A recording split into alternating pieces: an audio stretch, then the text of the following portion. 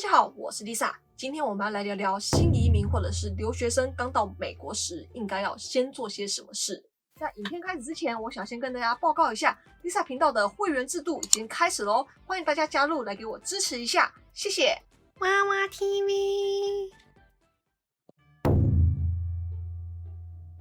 没错，第一个呢就是银行开户，不管你是移民还是留学，落地之后呢，都需要尽快的去开设一个银行账户，方便你处理资金的问题。在这边呢，推荐2间美国最大的银行给大家参考一下，一间呢是 Chase 大通银行，另外一间呢是 Bank of America 美国银行。这2间呢都是全美前2大的银行，在各地呢都有不少的据点，所以要存钱、领钱、转账呢也都会比较方便。不过要注意的是呢，现在有很多银行呢都规定用户要保持账户内最少要有多少钱才不会被征收管理费，这个建议大家在开户的时候呢要先问清楚哦。那除了银行账户之外呢，信用卡也是非常重要的。在美国要申办一些东西呢，都会需要被参考你的信用记录，因此到美国后呢，需要尽快的去申请一张信用卡，开始累积你的信用。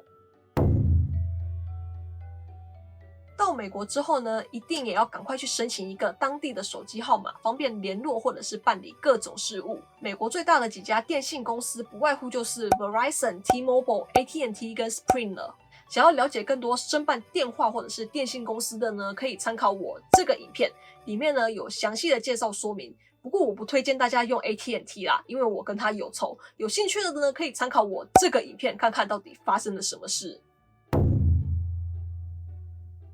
美国呢，不像台湾有身份证这个东西，在美国呢，驾照就算是你的身份证了。所以在外面呢，人家叫你出示你的 ID， 基本上拿驾照就可以了。那如果你没有驾照的话呢，那就需要拿你的护照或者是绿卡来证明你的身份了。那如果你对开车没有兴趣，也不想要考驾照的话呢，那也可以去申请一个 ID card。ID card 呢跟驾照其实长得一模一样，只是一个上面会写 driver license， 也就是驾照，而另一个呢会在上面写 identification card 而已。而这2个呢都一样是在 DMV 里面申请的，只是一个需要考，另外一个不需要考而已。想要了解更多申请过程的呢，可以参考我这个影片哦。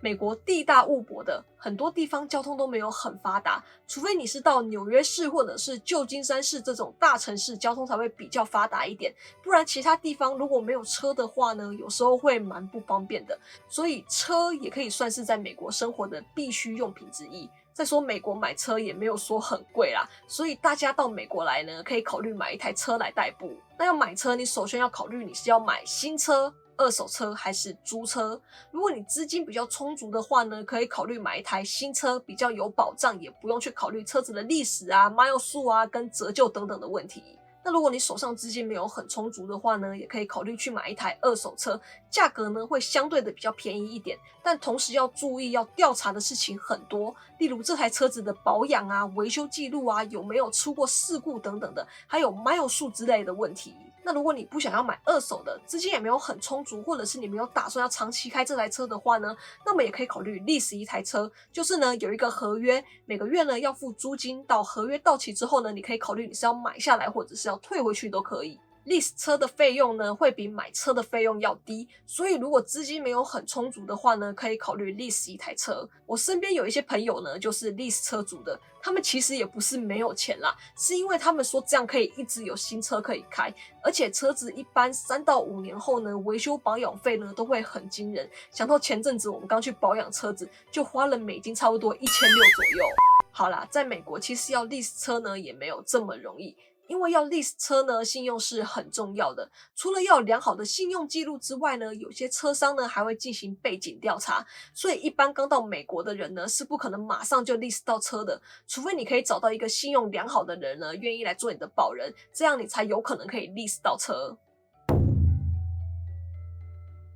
到美国呢，一定要尽快购买医疗保险，因为美国医疗很贵，如果万一受伤或者是生病没有保险的话，被治疗后呢会被收取高额的医疗费。而且现在在美国很多州呢都规定每个人一定都要有医疗保险，否则呢就会被罚款哦。那如果你是国际学生的话呢，那就不用担心了，因为每间学校呢都有强制给国际学生保学生保险，除非你不喜欢学校的学生保险，那么你可以自己另外花钱去保其他比较好一点的保险，只要你能给学校出示你有其他保险，那你就可以抵掉学校的学生保险。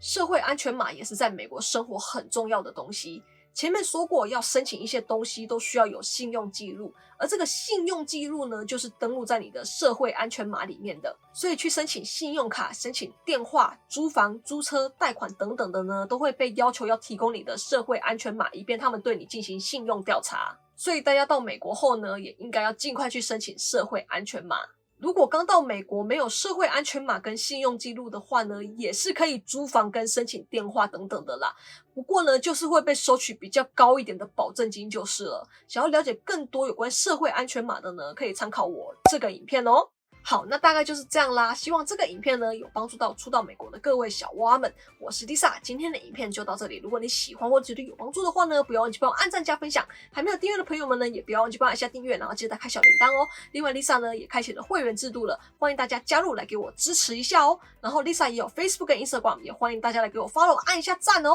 好，那我们就下次见啦，拜拜。